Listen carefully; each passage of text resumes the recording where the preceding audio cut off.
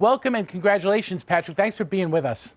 Yes, thanks, Monsignor. It's great to be with you this morning.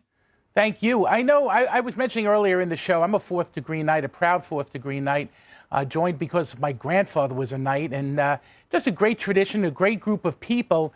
I understand, someone mentioned to me that you joined the Knights in college. Is that true?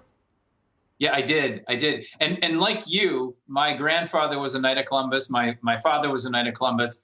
So I knew what the Knights did. I knew what the Knights were all about. But when I was in college, I went to Marquette University. We had a great college council there. And I really liked the other college men who were in the council. So I joined the Knights in college. And for me, that was a very formative experience, because to have these friendships and this brotherhood of men who we shared our faith together and we shared sort of a common vision.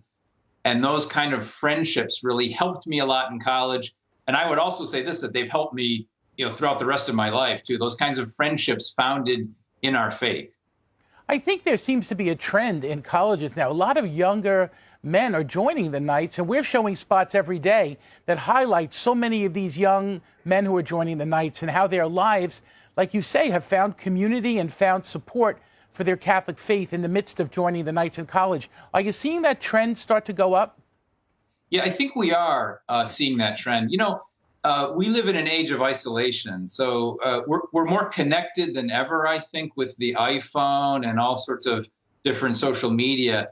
But that doesn't mean that we're really connecting and sharing really quality friendships with one another. And I think what the Knights are offering young men is this opportunity to come together and to be part of something really great, to be part of something bigger than themselves. And so I think we're seeing that trend among younger men, college men, and men in their 20s and 30s and 40s who really need that. They need that kind of connection that perhaps men in other generations had, but it's a real need right now.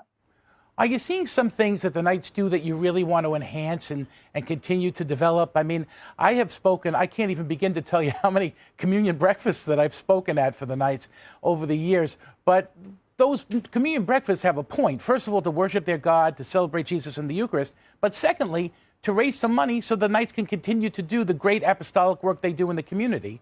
What about you? Yeah, I think so that great charitable service, we're going to continue that, obviously. We do, as you mentioned, Monsignor, each year we do over 70 million volunteer hours of just charitable service, which is it's a great example of charity. So we're going to continue that work, our charitable service work. We're going to continue working to protect Catholic families through our insurance program. But I also think that what we're going to focus on is really something we've always been doing, is focusing on the family and focusing on strengthening the Catholic man and strengthening the Catholic family. I think a lot of men who are raising families today are having a tough time. This is a really tough culture to raise a family in, particularly if you're trying to keep your kids Catholic. So that's really, really hard. We put out a video series last year called Into the Breach, which really talked about what it meant to have to be a strong Catholic man, to lead your family, to be a man of faith.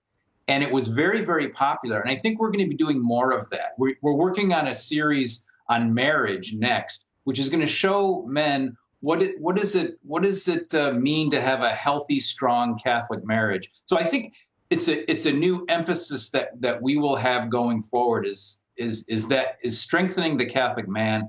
And the Knights, we always read the signs of the times, and I think that's something that we really need to focus on is strengthening the Catholic family. I love the fact too that you're using media and using it so darn well. I mean, it's just so impressive. I've been doing this ministry for 15 years at the Catholic Faith Network, and one of the things I've noticed over time is that the Knights have gotten much more involved in very high quality, and why not high quality? Jesus deserves that, media. And that's what you're doing. I think that's a great contribution. That'll continue, I assume, with this new series. Yes, it will. And we know that's the way to reach so many people, right? Is just through high quality media productions, high quality video. It just, a picture is worth 1,000 words, and you can reach a lot of people that way. And as you say, Jesus deserves high quality, so we're going to continue that high quality work. And I know you served our country for 24 years in the Navy as well. Is that true? It's true. Yeah, I was in the Navy for 24 years. Wow, that's incredible. Did you travel around the world, or were you local, or? Yeah, I did. Well, I was based out of Norfolk, Virginia, and Washington D.C., but I also was deployed on ships, and so yeah, we traveled. I traveled quite a bit in the Navy, everywhere from Iceland to Cuba to Africa. And it was a great experience, I think, and I think it helps me as the Supreme Knight to understand what men are going through and what men need at this point. So I would say that service in the military was also a very formative experience for me. Now, I was lucky enough to actually, I was broadcasting right at Father McGivney's tomb on the great day when he was named blessed, because everyone was over at the cathedral having Mass, and we were back at his church doing the coverage there as well. Probably in your tenure, I hope and pray that he'll get named a saint. How has he inspired you?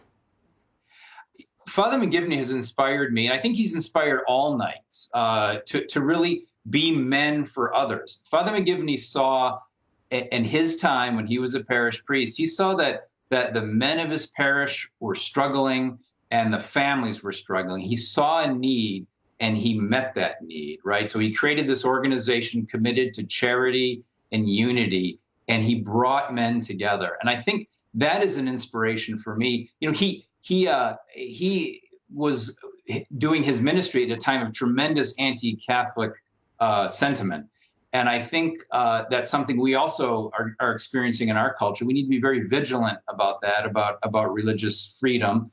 But I think Father McGivney saw a need, and he had creative courage. So Pope Francis talks about in his recent document on St. Joseph, the creative courage that Joseph had. And I think Father McGivney had that too, this kind of creative courage. And we need that as knights. And I think we exemplify that. We see a need, and we try to meet that need. And we try to be men for others. And that's who we're called to be as knights, to protect the vulnerable and to be there for other people, to be servant leaders, as we say. Well, thanks so much for joining us today, Patrick. I have to say, in any way that we can help you, we'd love to help you with our National Catholic Network here. So you just let us know, and we're happy to be there for you. Can't support the Knights of Love enough. It's kfc.org. So thank you so much for being with us. Yeah, thank you, Monsignor. I look forward to working with you. Thanks so much. God bless you.